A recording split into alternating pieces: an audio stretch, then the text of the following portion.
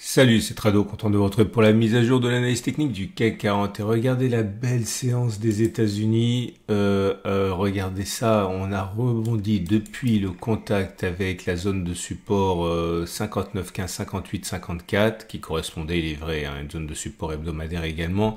Eh bien, on a rebondi depuis les plus bas de 3,6%. En même temps, vous remarquerez que la structure à aucun moment n'a été cassée sur le SP500. On avait des pics qui étaient ascendants, des creux qui étaient ascendants, et à ce niveau, rien de neuf. On est toujours dans une structure qui est résolument haussière pour le SP500 en données journalières. On retrouve ça également sur le Nasdaq dans une moindre mesure, puisque on avait une tendance qui n'était pas, une structure qui n'était pas haussière, mais qui était neutre, je vous rappelle, puisqu'on avait des pics qui étaient ascendants, et on avait des creux qui étaient devenus descendants, donc structure neutre, et pour l'instant, rien ne permet d'écarter ni l'un ni l'autre des scénarios. Si on clôture au-dessus de ce niveau-là, eh bien, on aurait une réactivation possible de la tendance haussière. Par contre, si on devait clôturer en dessus de ce niveau-là, on basculerait en tendance baissière avec des pics et des creux qui sont descendants, mais encore une fois, rien n'est joué.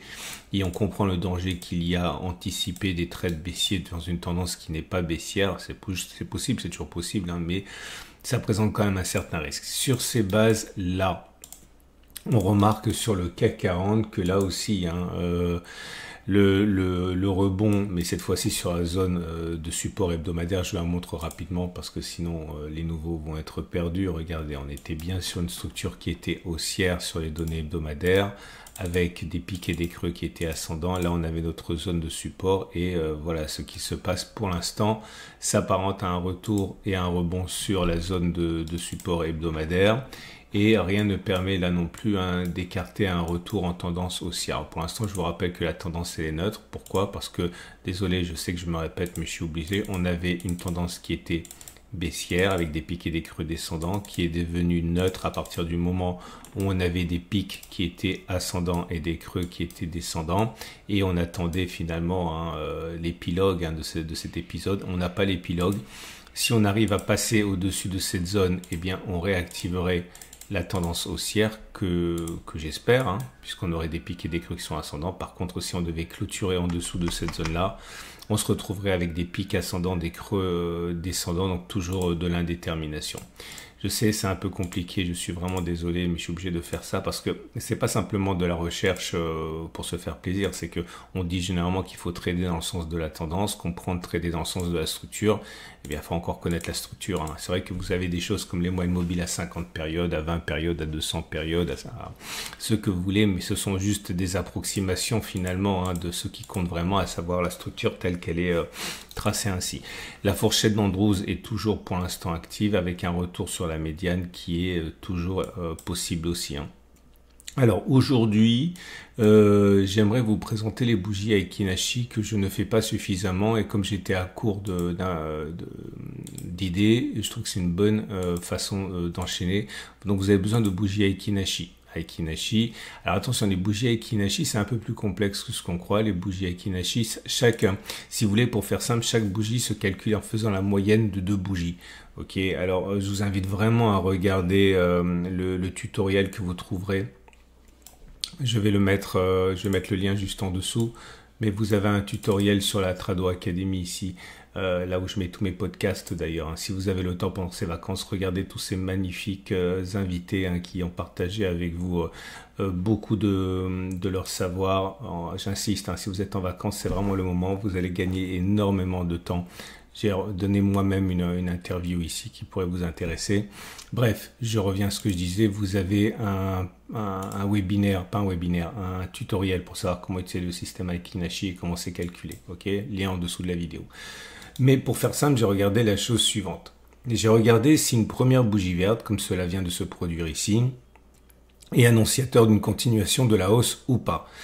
Et pour simuler une bougie verte après une tendance baissière, j'ai regardé ce qui se passe lorsqu'on a une première bougie Aiki-Nashi verte qui fait suite à trois bougies rouges, comme c'est le cas ici. Bougie rouge, bougie rouge, bougie rouge, bougie verte. Et j'ai regardé la couleur de la bougie suivante, est-ce qu'elle est verte ou rouge, et j'ai regardé. Et j'ai regardé si on pouvait faire au moins la même distance au plus bas, mais reporter vers le haut. Attention, c'est pas aussi simple qu'il n'y paraît. Ce sont pas des valeurs simples parce que ce sont des moyennes. Donc, ça veut pas dire plus que ce que j'ai dit. Okay, donc là j'ai mis 2 pouces vers le haut. Pourquoi? Parce que après 3 bougies rouges, une première bougie verte avec Inachio, la couleur de la prochaine bougie était verte. Et j'ai mis un deuxième pouce parce que si je mets un stop de protection sous les plus bas des 3 bougies, où qu'elles soient, ici 1,53, on voit que j'ai fait 4,30 ici, donc il y a au moins une fois la distance stop de protection. Par contre là j'ai un vert et un rouge. Pourquoi? Parce que j'ai une séquence de 3 rouges.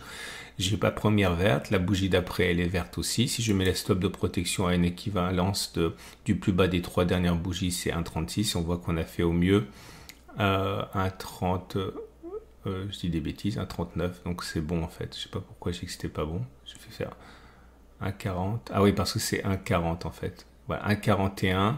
Et on a fait au mieux 1,36, donc c'est pas bon. Donc un vert, un rouge. Là c'est carrément 2 rouges. Pourquoi? Parce qu'on a une autre séquence de 3 rouges. On a une autre première verte. La prochaine bougie, elle a été rouge et pas verte, donc c'est pas bon et on a encore moins fait 1,55 vers le haut, ok, puisqu'on a fait 0,27 et puis après ça a sombré jusqu'au niveau de stop de protection. Un dernier exemple, première bougie verte, derrière on a une bougie rouge, donc c'est pas bon et on n'a pas fait non plus la distance au stop de protection mais vers le haut, dans 1,37 et on a fait au mieux 0,69 avant de venir toucher le stop de protection sur cette bougie. Vous avez vu, c'est un peu plus compliqué que d'habitude. Et là, vous avez des belles séquences, bougie verte et puis derrière une série. Donc, j'ai fait le test. Vous comprendrez mieux avec le tutoriel naturellement. Hein, mais bon, là, je suis obligé de faire assez rapidement. Et j'ai fait le test 64 fois. Ok, voilà, jusqu'ici. Et au bout de 64 fois, voilà les conclusions. Peut-on envisager sur ce backtest qui n'a aucune valeur scientifique, hein, c'est simplement pour vous transmettre une certaine rigueur et l'idée de ce que je fais. Hein. Peut-on envisager suite à la bougie verte, la première bougie verte, que l'on ait une bougie verte encore après? La réponse est oui, hein, ça a fonctionné comme ça 45 fois, ça a échoué 19 fois, autrement dit dans 70% des cas. Comprendre qu'il est plausible hein, que la bonne tenue se préserve la bougie suivante. Peut-on envisager la séance suivante? Peut-on envisager que l'on fasse 1,39 vers le haut comme ça? La réponse est oui, mais c'est pas non plus frappant. Hein. Ça a fonctionné 36 fois, ça a échoué 28 fois, autrement dit dans 56% des cas. Tout ce qu'on peut retenir pour l'instant, c'est qu'il ne serait pas surprenant que la prochaine couleur soit verte et que l'on continue de monter un petit peu. Ça serait bien que l'on comble ce gap, parce que si on comble ce gap, ça veut dire qu'il ne se sera pas agi d'un gap de continuation. Et s'il ne s'est pas agi d'un gap de continuation, eh bien, ça veut dire que la baisse, elle est peut-être stoppée pour l'instant. Encore que, même si on devait aller chercher l'objectif, ça préserverait hein, la fourchette d'Andrews. Hein. Tant qu'on ne casse pas la fourchette d'Andrews par le bas, on va dire qu'on a quand même assez, on peut être relativement optimiste pour la suite, on verra. Voilà, on a fait le tour, on va passer au trade du jour. Je vous montre simplement la tendance immédiate parce que c'est bon d'avoir une idée. La tendance immédiate est toujours baissière, la tendance générale elle est toujours baissière. Et non, pardon, neutre, hein, puisqu'on est en dessous de la M20, mais la M20 elle monte, et la tendance de fond par contre elle est clairement baissière. Et la tendance de long terme également elle est baissière. Donc on va passer au trade du jour. Votre rendez-vous avec IG. IG, bien plus que du trading, une équipe d'experts à vos côtés. Tout naturellement, eh bien, moi je pense que le plus simple encore ici, hein, c'est d'utiliser la fourchette d'Andrews qui n'a pas été démentie en pariant c'est un retour sur la médiane qui est généralement touchée. Ok. Ah, vous avez été relativement peu nombreux et c'est bien compréhensible à avoir regardé la vidéo précédente où je donne vraiment des informations importantes par rapport à la fourchette d'Andrews et à la fourchette de chiffres. Okay, il faut la regarder si vous êtes intéressé par les fourchettes d'Andrews parce que je vous donne des clés quand même pour optimiser vos trades à ce niveau. Hein.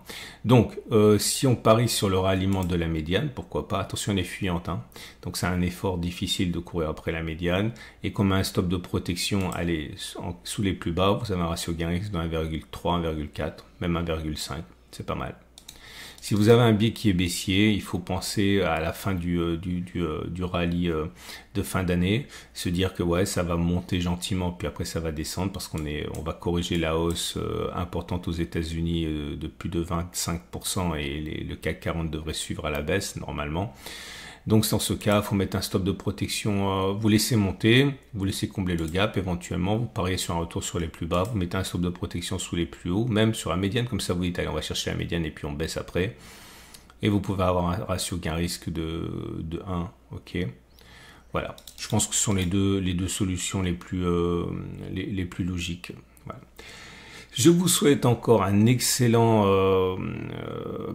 période de fête, ok, un très bon marathon calorique, c'est fait pour ça, pour ceux qui ont la chance de pouvoir se régaler pendant les fêtes de fin d'année.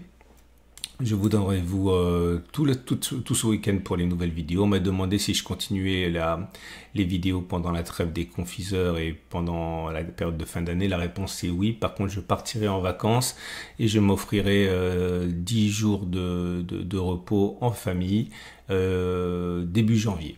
Ok. Excellente journée à vous et à demain pour la mise à jour.